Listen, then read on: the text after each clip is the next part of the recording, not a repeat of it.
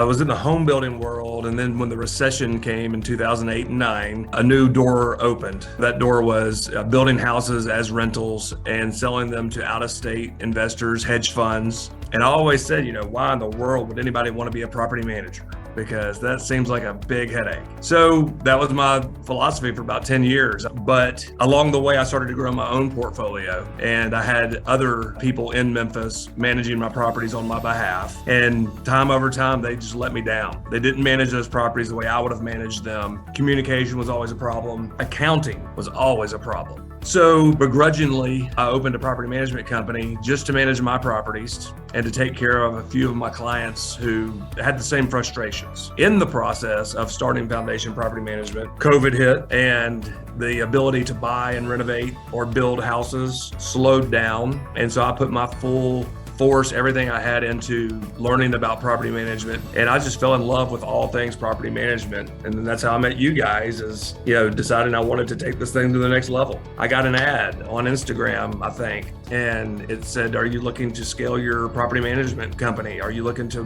integrate better systems and processes? I clicked on it, watched some of Jason's videos, and I was like, wow, this is made for me. A company that's not struggling, but also curious about what the next level looks like. I signed up, and it's been a good ride. We added a couple hundred doors this year. We're now at about 800 properties. But I'd say the biggest growth, Jason will easily call you out. He's like, all right, James, you're ready. You need to hire this position. So that was been the biggest point of growth, is just knowing that I was ready to make that bigger hire, a very expensive hire, but also DoorGrow to say, okay, what does a company with 800 doors, their staff look like? So that's very helpful to kind of know when to grow.